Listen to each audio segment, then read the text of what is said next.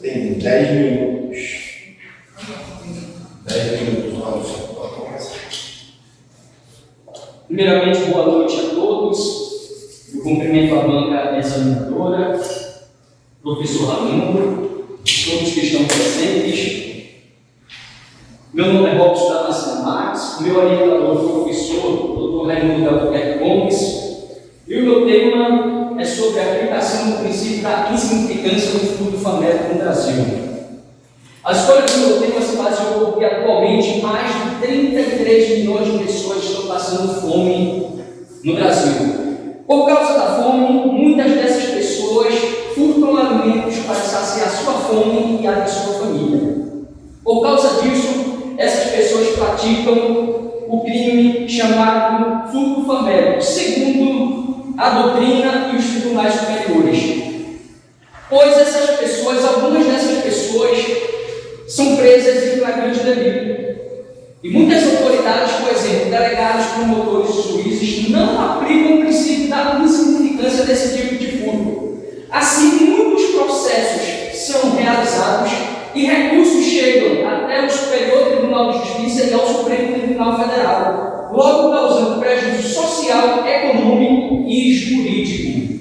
O problema de pesquisa se baseia na seguinte questão: por causa da aplicação do princípio da insignificância por algumas autoridades e por outras não, pois qual o melhor caminho a ser seguido? O objetivo geral do trabalho é analisar a aplicação do princípio da insignificância do fluido famélico no Brasil, tendo como objetivos específicos do princípio da insignificância e sua natureza jurídica segundo a doutrina do Brasil contemporâneo, conceito de furto famélico e a principal causa de aumento do furto famélico no Brasil contemporâneo e a aplicação do princípio da insignificância do furto famélico no Brasil. A metodologia aplicada foi o método hipotético dedutivo de Karl Popper, pois com uma abordagem qualitativa, tendo como objetivos específicos, não tendo como uma metodologia bibliográfica através de livros, jurisprudência, julgados, legislação, sites, matérias e artigos. A apresentação do trabalho se baseou em 3 capítulos. Inicialmente, no capítulo 1, cabe destacar que o princípio da insignificância surgiu no direito romano, e somente na década de 1970 que ele foi incorporado ao direito penal pelos estudos de Karl Popper, segundo Kleber Masson. Ainda segundo Masson, o princípio da insignificância sustenta a severidade da aplicação da lei penal,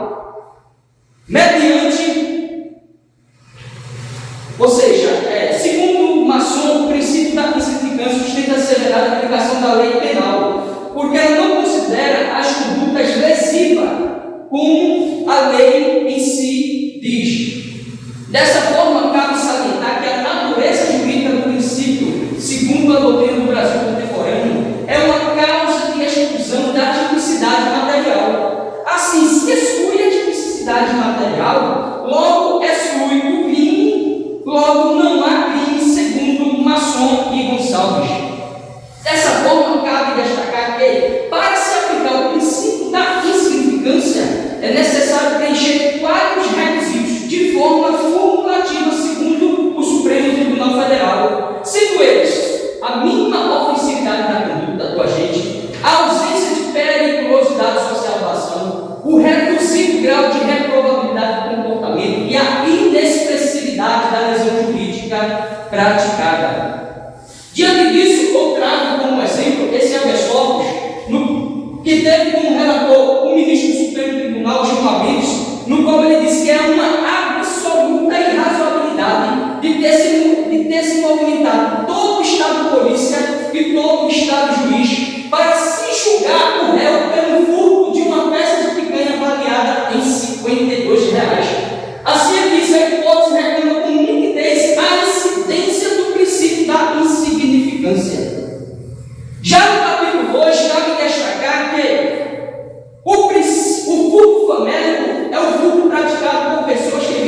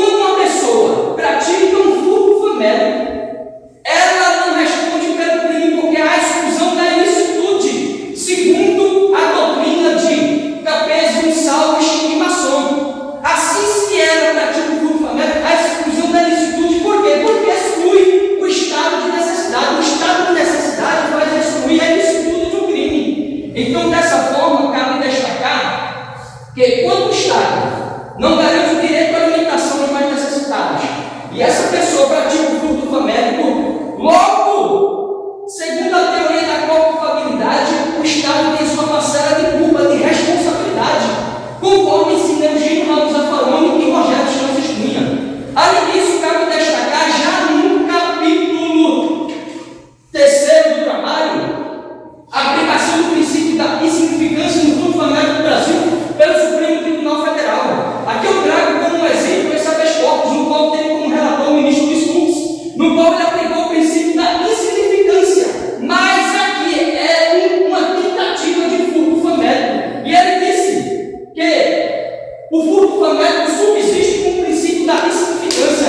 Logo, no posto não entregar em nome separado, como dissesse, o princípio da insignificância se junta e anda junto com o furto famélico. Além disso, cabe destacar, aqui eu trago a página do Superior Tribunal de Justiça, no qual se aplicou o princípio da insignificância. A 6ª turma julgou esse caso de 2 cubos de esteite de frango avaliado em R$4. O ministro relator do habeas corpus, que foi o ministro Rogério Schietti, ele chamou isso um caso de absurdo. Como é que se deixa chegar até o Superior Tribunal de Justiça para julgar 2 esteites de frango avaliados em R$4? O ministro aplicou o princípio da insignificância e a 6ª turma trancou a ação penal. Diante disso, cabe destacar que, por não aplicar o princípio da insignificância no furto famélico no Brasil contemporâneo, há prejuízo. Isso mesmo, por não aplicar o princípio da insignificância no furto famélico no Brasil contemporâneo, há prejuízo social, econômico e jurídico. Há prejuízo social por quê? Porque muitas pessoas são presas em flagrante delito. Às vezes as pessoas sofrem com toda a ação, como também a sua família. Há prejuízo econômico por quê? Porque o Estado, o preso gera custo para o Estado, como também para a sociedade. E na maioria das vezes, o valor do processo é muito mais superior do que o valor do bem furtado. Como exemplo, os 2 esteites de frango julgados pelo ministro Rogério Schietti. E por que, Robson, há o prejuízo jurídico? Porque mobiliza todo o aparelho do Estado juiz para julgar já um caso pacificado pelo Supremo Tribunal Federal, que caberia muito bem o princípio da insignificância. Então isso é um absurdo. Diante disso, cabe destacar que, por aplicar o princípio da insignificância no furto famélico, por algumas autoridades e muitas outras ignoram, logo a falta de humanização dos poderes. Então, para a solução parece fácil porque algumas autoridades aplicam e outras não, é devido a haver a humanização dos poderes, principalmente para os delegados, promotores e juízes, porque uns aplicam e outros não. Há essa falta de humanização dos poderes. Então, a humanização dos poderes é uma solução para resolver esse problema. Diante disso, nós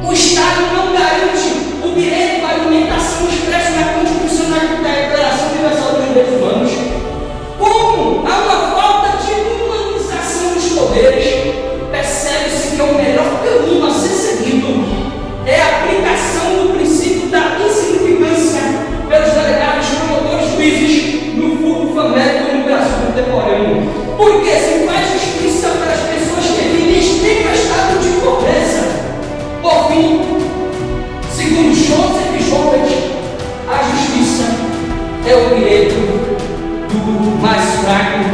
Aqui estão algumas referências bibliográficas utilizadas no trabalho. Obrigado, meu Deus. Obrigado, família. Obrigado à banca, ao professor Raimundo, aos colegas de classe que aqui estão. Obrigado, meu avô.